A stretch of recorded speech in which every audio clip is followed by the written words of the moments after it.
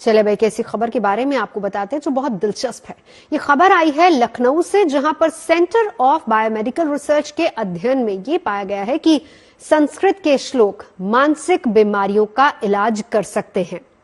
सीबीएमआर ने अपनी रिसर्च में पाया है कि संस्कृत के श्लोक सुनने से ब्रेन के कई हिस्से सकारात्मक रूप से सक्रिय होते हैं, जबकि किसी अन्य भाषा के मामले में ऐसा नहीं है। यह रिसर्च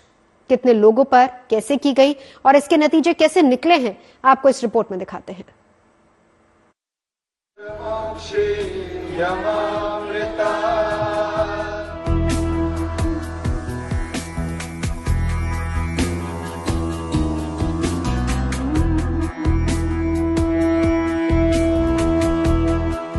दुनिया की सबसे पुरानी भाषाओं में एक संस्कृत,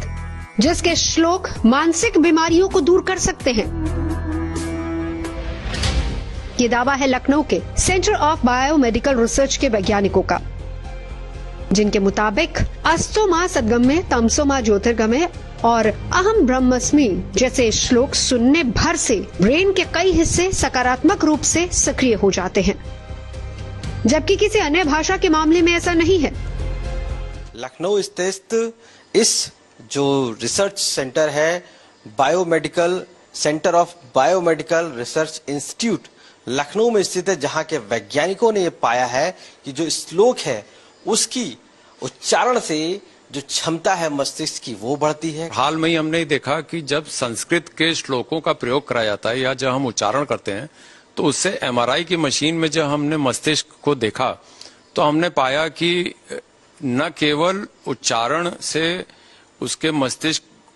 का विकास हुआ, लेकिन साथ ही साथ कई सारी क्षमताएं बढ़ी, जैसे कि उसकी जो मेमोरी थी, शॉर्ट टर्म मेमोरी, उसमें विकास हुआ।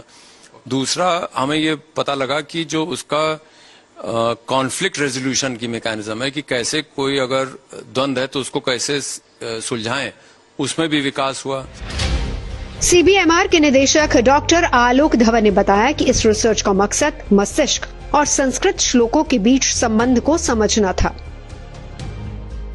जिसके लिए 44 लोगों पर इस रिसर्च को किया गया, जिन्हें 2 ग्रुप्स में बांटा गया था, जिनमें एक ग्रुप में संस्कृत के विद्वान शामिल थे, जबकि दूसरे ग्रुप में हिंदी और अंग्रेजी की भाषा को जानने वाले लोग थे, जिन्हें संस्कृत का ज्ञान नहीं था। साथ ही संस्कृत के श्लोकों का प्रभाव जांचने के लिए गीता और वेदों से भी कुछ श्लोक लिए गए। इसके अलावा बिना अर्थ वाले संस्कृत के शब्दों को लेकर बनावटी श्लोक भी बनाए गए और इसके बाद दोनों ग्रुप के लोगों को बारी बारी से दोनों तरह के श्लोक सुनाए गए।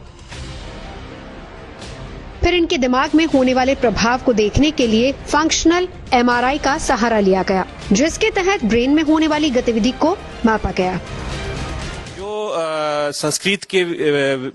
ज्ञानी थे, उन सारे लोगों को हम लोगों ने एमआरआई मशीन के अंदर लिटाया और बहुत ही एडवांस तकनीक हम लोगों ने यूज किया, जिसको बोलते हैं फंक्शनल एमआरआई। फंक्शनल एमआरआई में आप कोई भी टास्क या कोई भी कार्य उनसे मशीन के अंदर करवा सकते हैं, तथा जब वो कार्य कर रहे होते हैं उस समय आप मस्तिष्क में उनके परिवर्तन का अवलोकन कर सकते हैं।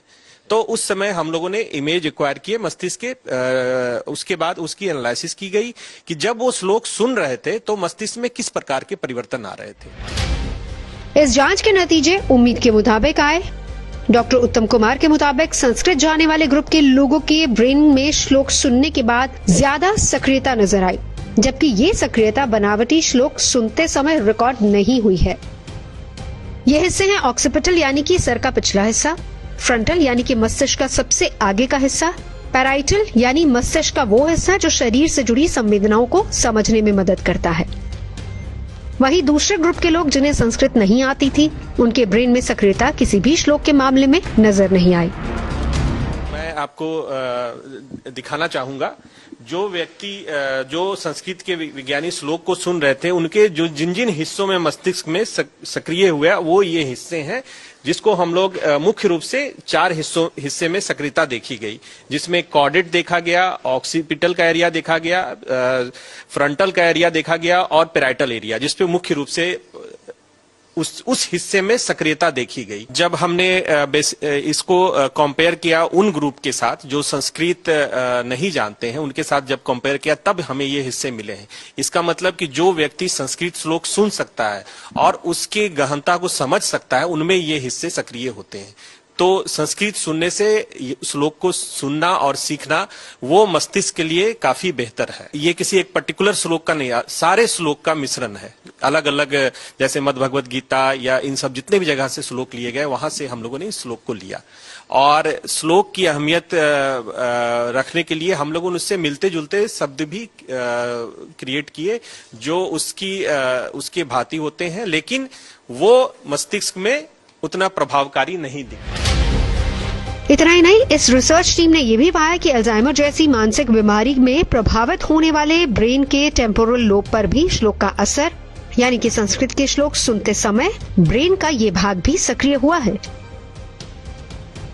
जिसके आधार पर ही सेंटर ऑफ बायोमेडिकल रिसर्च के वैज्ञानिक दावा ये कर रहे हैं कि आने वाले समय में संस्कृत के श्लोकों के जरिए मानसिक बीमारियों का उपचार संभव हो पाएगा। जो श्लोक हैं उनसे